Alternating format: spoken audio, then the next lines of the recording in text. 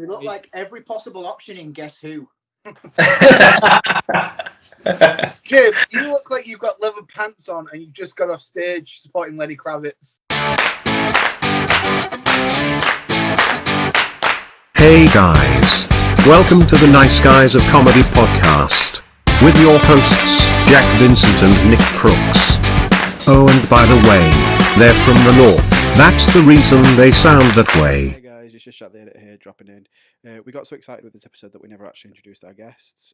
So in this episode, and actually the next one as well, we are lucky enough to have comedians James Bayes and Jed Salisbury. You can find them both on most social medias, James being at JCH Bayes and Jed at Jed Breakfast. Both James and Jed are working on some lockdown projects as well, but we'll go through them in the next episode because we do talk about them in a little bit more detail. As always as well, remember that we are recording this podcast from our own homes and using basic equipment. You are getting a free podcast. So please consider this when listening. Also, for those of you who are watching the YouTube version, because yes, we are filming this as well, please be aware that James's head does slightly get cut off near the end of the episode. It wasn't my intention, it was just how the recording software presented it to us at the end of the recording. And that as well, please remember that we are on Facebook and Twitter at NGOCPod. Keep an eye on there as well, just for some little things we've got coming in the future as well. So without any further ado, please enjoy the episode. How are you guys? Well, you all live with someone else, right? So I just have to. How do I say this without sounding like a sad, pathetic loser? Oh, I don't. There's no way. I'm just like, I'm all right. I'm fine, but I am having conversations with the wall, and I'm not talking Shirley Valentine level. Like, hey, wall, here's some stuff that I did. We're having fried eggs for tea. I'm like literally having look at the wall, going, will you be my friend? Like, I'm genuinely. But that aside, everything's fine. Everything's all right. Aside from not working, not being able to pay the rent, not doing the thing that I love, or the person that I like, or just has nice. Never mind. Yeah, everything's sort of all right because I have this thing called optimism, blind optimism, which I think all comedians either need or have. Yeah. Yes. So aside from that, I think the only thing about this is my mum came to visit. Actually, whilst talking about being on my own, and I was really looking forward to my mum coming to visit. It's going to be the first time in about 7 or 8 weeks at that point that I'd had a face-to-face conversation with someone that doesn't work at Asda. And I was really looking forward to it. And my mum, now I have to caveat this with the fact that my mum's dog died, and I say my mum's it was a family dog, but my mum has this room in the house. She's kind of like the Harry Potter house, dogs. Kind of like put in the cupboard. Now my dad, I should again caveat this by I love my dad, he's great, but my dad will spend most of his day watching TV and farting. That's his life. And he's quite content with that, and he's kind of into his horse racing and stuff like that. But he doesn't really talk to my mum much because he's not a talker. Like, he's not mute. He'll talk to a random stranger on the bus for an hour, but he won't talk to his family because he's a northern bloke. So my mum kind of was on her own in the conservatory. So a dog was like a company, which is ironic, really, that she got on really well with the dog, who talks even less than my dad because it's a dog. And yet, so when the dog passed away, it was like her company had gone, so she's been a bit lonely. So anyway, we fast forward through the coronavirus situation. If only, to be fair, if only the dog lived in Durham, it would have been fine. I could have gone and seen it, no problem. So unfortunately, not. He lives in Leeds, and I'm in I was going to say Mashton-under-Lyne. I'm in Manchester / Ashton-under-Lyne. My mum came to visit. And I was really looking forward to it. It's great. We'll have a face-to-face conversation with someone. Really, really, really excited about this. I've been using Instagram as social life. I think my Insta followers are like, for fuck's sake, will he fuck off? He's boring me. Or that might just be internal. I'm not really sure. Anyway, my mum turns up. I'm like, wait, everything's exciting. And then she spends an hour and a half telling me about how she's going to die and what I should do at a funeral. Oh, God. I'm genuinely, I 7 weeks looking forward to have a conversation with somebody. And I couldn't wait for it to go. I'm like, fuck it. I'm not looking at watch going, will you fucking... And when she left, I had about 1.5 litres of gin to get me through the rest of the day. I'm like, fuck it. I was drained. Well, speaking of drinks, when you started this, I was like, oh, it can't really be that bad for gin. But I've realised that you've changed your drink and I didn't even notice. Yeah, you've gone from Strongbow. At the beginning, I was on dark fruit because I was using my dark fruit that I bought when the weather was really nice. So it's been a nice day. and I'm now on the drink that one of my friends, who is a 17-year-old, said that this is the drink of 15-year-olds. Now, I don't know what 15-year-olds that person hangs around with, but I was absolutely slaughtered for drinking this at Christmas, and I'm like, fuck. So I stopped drinking it for a while because I was ashamed. And I'm like, fuck, why am I letting a 17-year-old dictate what I should drink? Bullied by a 17-year-old. It took another adult who was out on the same night out, another adult to lean over and go, don't let a 17-year-old bully you. No, but I can't wait for the next drink to be a WKD and we fucking rinse you. Been there, done that. I've been on a night out with Jim. I have been on a night out with Jim, and I've said, like, you've gone to the bag going, what are you going to have? And I was like, all right, I'll have, like, a cider or something. And I've gone to the toilet, come back, and then he's been sat there with a WKD, and I was like, what are you doing? And he's like, oh, it was on offer. And I was like... it did happen. It was on offer. It was an offer. But the thing is, I managed to, like, hold I'm not drinking that shit for 2 more rounds, and then I realised that my drink was £4 more expensive, and I was like, well, fuck that shit. I'm having some wicked... They are delicious, though. But I remember when they, like, first were coming rising up, and they were, like, the adverts were, like, playing pranks on your mates and trying to make it real lad culture, when in reality the target market was teenagers getting fingered on the back. like I get it, you can't show that in an advert, but also respect us that we know the truth. I also the honest advert, you've got a teenager vomiting into a skip round the back and another one getting fingered by a random bloke who looks like he's about to WKD because your GCSEs aren't that bad. Yeah. They should have gone with that tagline. This is why you shouldn't have 4 straight white men on a fucking podcast, because we start talking about shit like this. Yeah. I think there should be more straight white men on podcasts. I'll say it.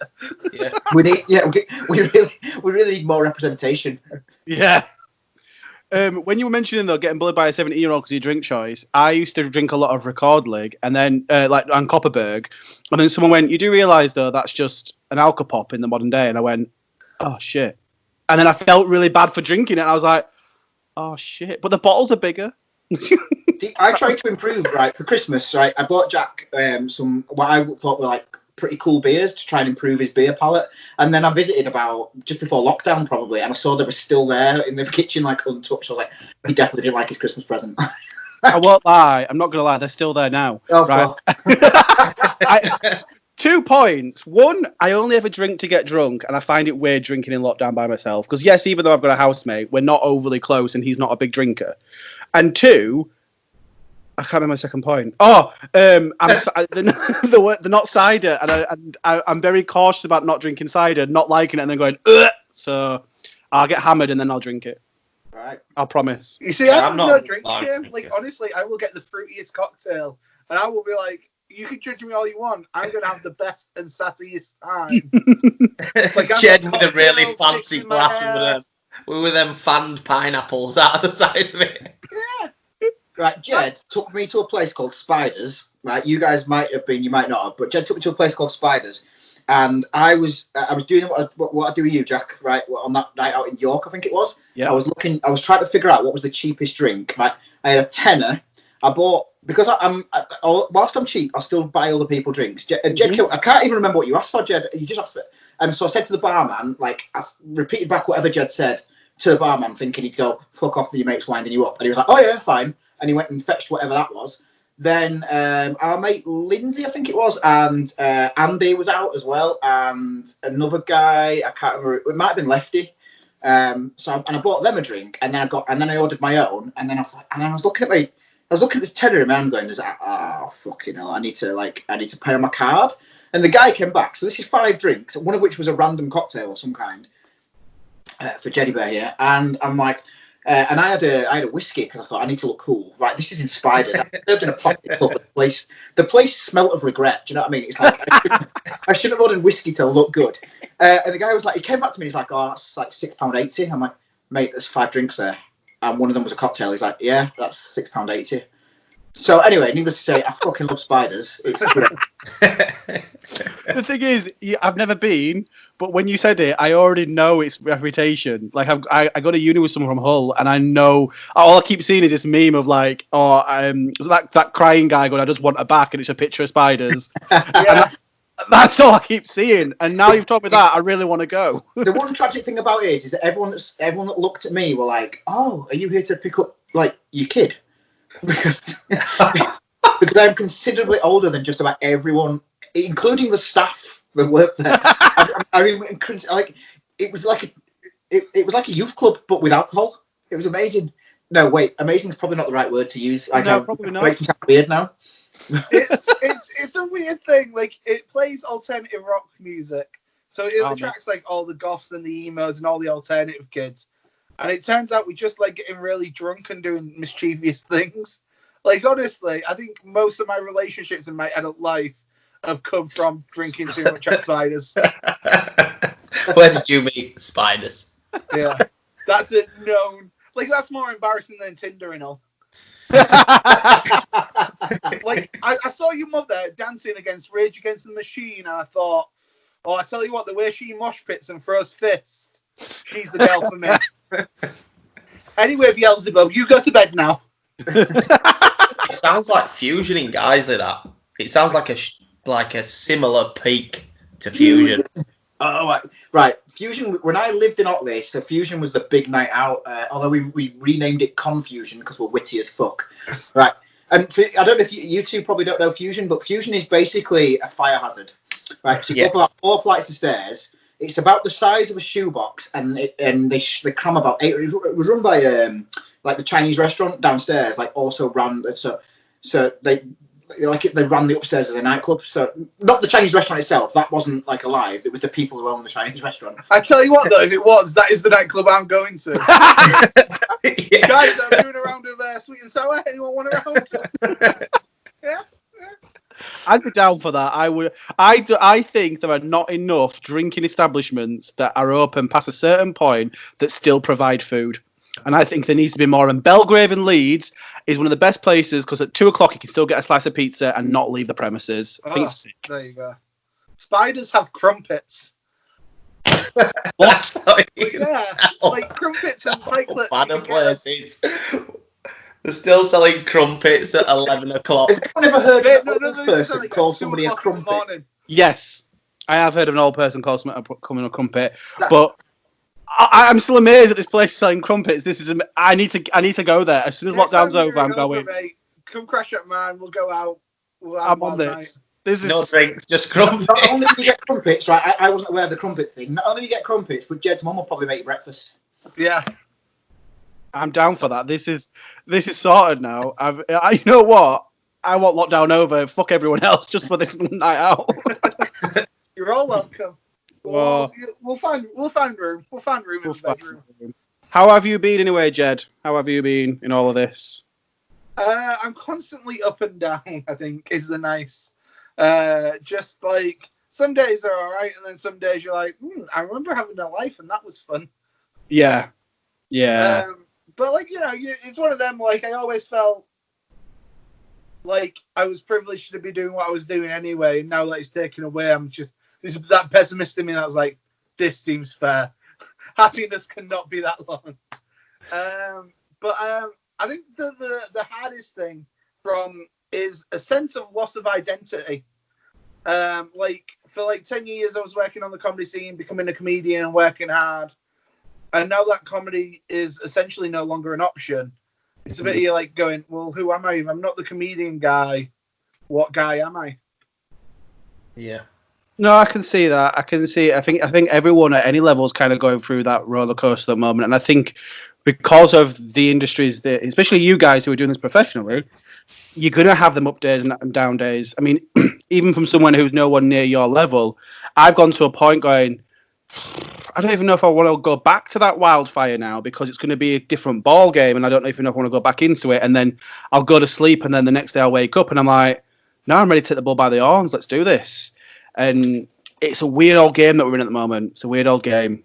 I don't think I'd remember my set if someone went, lockdown's over, here's the stage. Yeah, that's one thing that I would be like, oh shit, what am I doing? Whoa! I do more than I don't know what I'm doing here. I was meant to be. No, I'm not going to. I know your set. I'll help. Oh, there you go. Then you know I know your set because it's infinitely better than mine.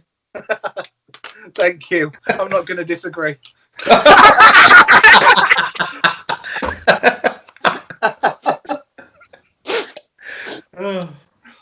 I think that's the best thing I've ever heard all night. I'm not gonna lie. It's funny because What about you two? How are you two coping? Nick, you got kids. That's going to be a bit of a nightmare, right? Yeah, but I'm at work, so Oh, fair, no problem then. I've been at work since the start. So You had a couple of weeks off because you weren't very well. no, it wasn't me. I wasn't very well as well. Yeah, but it started with my little boy, so I had to isolate for 2 weeks. So, but it wasn't COVID. So it's just that you ring 111 and they like send you an email like you will stay home. So You don't have a choice in this. You will. she said, "Oh, you should have an email," and I thought, I literally just told you. She'd done it that quickly. I've literally just told you that my little boy's got a cough, but you have to like give him your details before. She's like, "Yeah, you should have an email now saying that you'll have to self-isolate for 2 weeks." I was like, "Yeah, I do. That were quick. You know, how long did that take?" I got this from the dentist, right? So I had to go to the dentist a couple of weeks ago, and I got in touch. I thought, right, I don't want to go to the dentist. For a start, I don't think they're open, and also I don't want to go to the dentist because it's a fucking dentist. Do you know what I mean? Like, who wants No to go? one wants to go to the dentist. So I got in touch with like an online dentist to see if I could figure out what was going on. Basically, what had happened, I'd stabbed my gum with a crisp. This is how rock and roll my life was during lockdown, right? I stabbed my gum with a crisp and it started to swell a little bit. So I'm like, fuck, maybe I've got COVID in my face. I don't really know. I haven't got COVID in my face. So, but I got in touch and to be fair to the online dentist, they like opened this live chat with me and started to ask me, well, I say to be fair. Were they like, open up? The dentist asked me if I could take a picture of the inside of my mouth. I was like, what, with my camera phone? I've asked some girls that before. That's a different live chat. That's a whole other. That's where you have to put a couple of quid in every 5 minutes. Right? Not that no, it's apparent. But he asked me to take a picture of the inside of my mouth. Right, I'm not showing off here. I'm not being flash, but I've got an iPhone 11, I think it is. It doesn't fit in my mouth. So I was like, trying to explain that to him. It's like, I can't fit the phone in my mouth to take a picture. So he was like, oh, right, okay, no problem. I'll go through all the symptoms that you've described to me. So the symptoms that I described to him was stab myself with a McCoy's salt and vinegar crisp.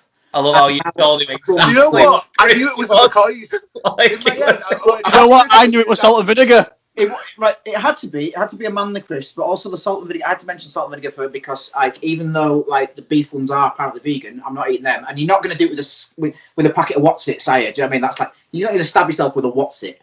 Because if you phone the doctor and said I've stabbed myself with a What's-It, like what, a knife? No, What's-It? Like, no, What's-It? A fucking What's-It? A cheesy What's-It? But no, I stabbed myself with a McCoy's, and I explained that to him. And then the email said, right, we recommend you isolate for 14 days, wear a mask. And he was like, the list of things were like, so basically, he thinks I've got COVID-19 because I stabbed myself with a McCoy salt and vinegar crisp. And whilst I'm not one of these conspiracy theorists, it does make me laugh when I see, like, what happened to your gran? She got hit by a bus. But what's it said? Well, died of COVID-19. Like, I kind of get that now. I kind of get the conspiracy theorists that I think, like, everyone's being diagnosed with COVID-19. I mean, as much as that's all bollocks, it's still like, why do I need to self-isolate? I stabbed myself with a crisp, and I already live on my own. I don't need. How can I self-isolate any more than I already am? Guys, I'm worrying about Jim. Not leave my bedroom. He's living alone. He's going through a hard time, and now he's cutting himself with crisp. That's how desperate he's got. His fringe is going a bit emo-y. I swear, if I hear him listen to My Chemical Romance, I'm sending the police round for a welfare check. I'm really glad that we mentioned the fringe because I was questioning that. But the real question. So what's happened to my lockdown hair, right? So my lockdown hair, I posted this on Insta this morning, but I looked at myself this morning and I thought, what my hair looks like now as a result of lockdown, not a style choice. It looks like somebody in the 60s has tried to predict what somebody in the 90s would look like if they were Lego. That's this. I'll tell you that. But from your little thing there, the one question I do want to know is, did you know before this live chat that your phone didn't fit in your mouth? Before this live chat, yeah, because of the dentist thing. Yeah, but no, because of not this live chat, the one with the dentist. No. You stuttered then. You've tested that. You have tested that. That means you spent 5 minutes trying. Yeah. It's 5 minutes. Half an hour. What else am I going to do? Nick's like, yeah, this is how it looked. It didn't look as graceful as that, Nick. To be honest with you. That's just for the viewers. That's for the viewers. Yeah, to be fair, I did try with the laptop first.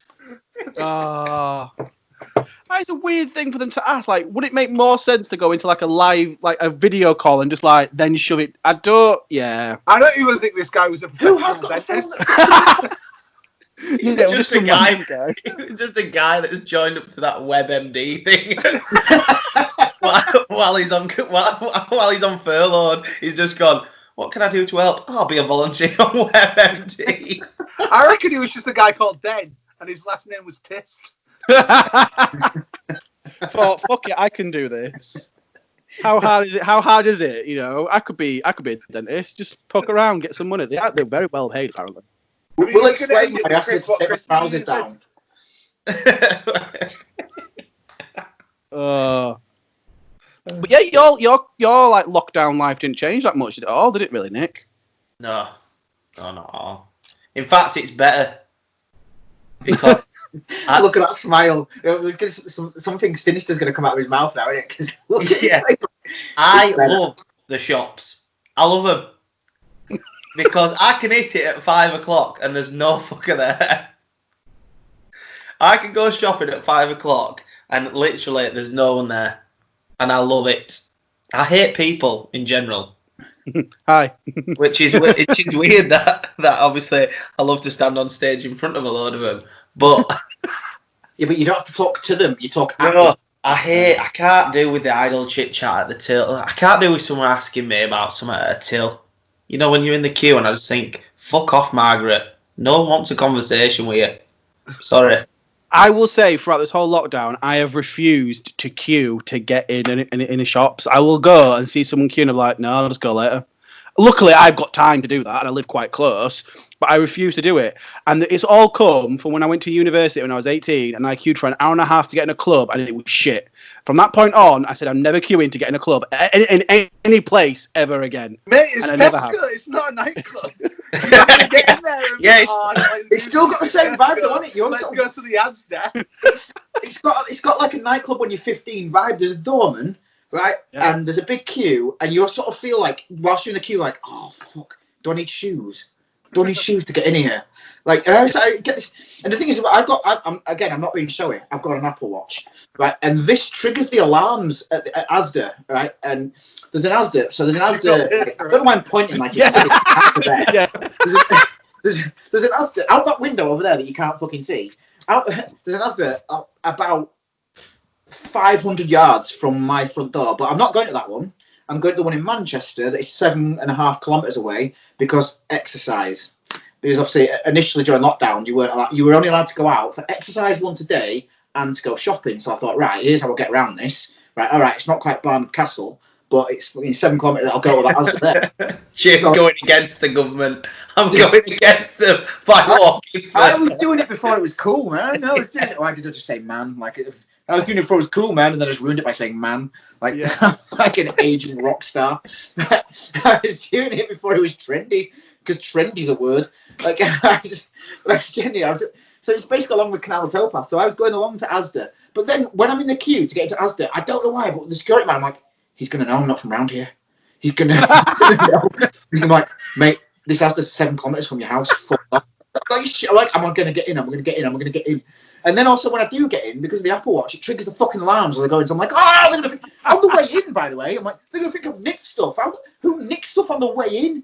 And I had all that going on. And then I could go around and buy buy loads of really healthy food and no alcohol, and everything would be fine. Great story. Oh no, but like I hate queuing, and I hate queuing to go in because I just think it's redundant because I've got to queue a fucking hour at the till. But I am quite lucky though that I can just rock up at 7 p.m. or like 9 p.m. because I literally have nothing going on in my life. So I'm refusing to do it, and I keep telling people this, thinking like I'm like a martyr, but it just turns out I'm just sad, so it's fine. You see, like I don't mind queuing, but I'm kind of with Nick when I'm gonna go get more alcohol. When you're in a queue, and then either the person that's working there or a random like cracks one of one of those jokes. It's the same joke here every fucking week, and you're like, and you just sort of have to go, what was it, Margaret? Was it Margaret that was talking? Yeah. It's like, yeah, Margaret, you're hilarious. And then secretly inside you're like, Margaret, you just fuck. No, I mean, I'm gonna do this. Like, I'm defending the shoppers here because you can all fuck off. I used to work in retail, and it was never us that made the jokes. I swear down, if I went back to retail and the first person went, "Oh, if it don't scan, it's free," he's getting a Oh! Oh, Yes, I've been told that in my God. Every day. Oh, it's not scanning. It must be free. Oh, it must be free. Get us a scratch card. Make it a winner. My favourite one is because I used to work in retail, but my favourite one was in call centres when you go, "Is there anything else I can help you with?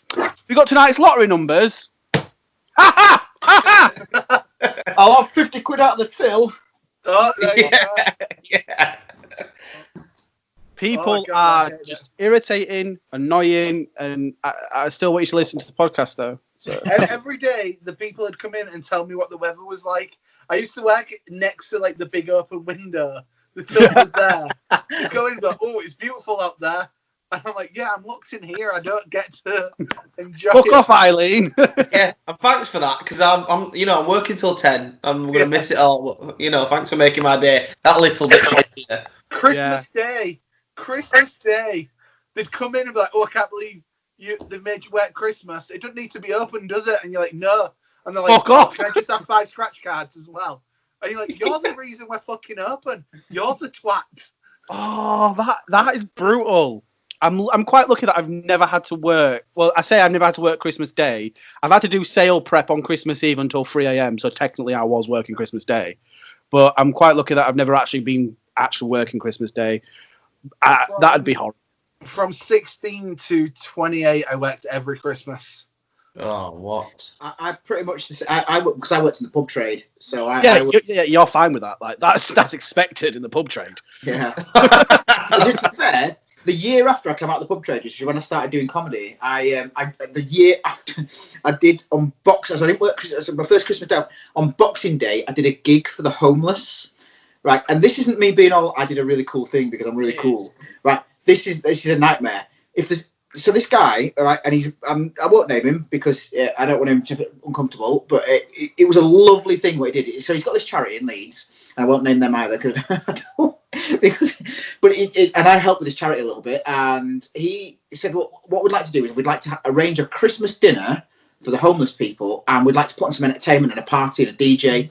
And a relatively famous Leeds DJ DJ'd the night, but he said, we want some comedy as well. Now, I, at the time, was open spot level comedian. These people are homeless. So, I mean, like things like, where are you all from? Like, which was a line I definitely said to people who live on the fucking streets. I'm just from Trafalgar Street, the street over there, mate. They're not getting you knock jokes, are they? You know what? A lot of comedians early days, they do shit town bingo, right? Shit, and you're like, yeah, you're Bradford, right? What? Like, we live on the fucking streets, mate. You know, I died on my ass. Well, obviously I died on my ass. Homeless people do not want to be entertained. They want a blanket, some food, and maybe the government to step in and help them out. They don't want some knobhead open spot telling knob gags for 25 minutes. I've just got an image of a homeless man on the streets of Leeds, wrapped up in a blanket. He's just had a nice Christmas dinner. He's in the corner of Debenhams like gate. He just goes, "Fat Julie though." Like, is this mate? Can you imagine that they drag themselves out of the gutter and they make themselves into a massive success, and there's a movie about their lives. Now, what was the moment it turned it around? Well, I was at rock bottom. Like I was injecting heroin into my eyes, and I was living in the doorway of Virgin Active, and I smelled my own piss. But then this comedian told me this story about how I got fingered by a fat girl in Ibiza, right? And it's not Ibiza, I don't know why I said that. And it just inspired me, and I just thought, you know what, I need to turn my life around. If he's brave enough to get on that stage with them jokes, I'm brave enough to give up everything.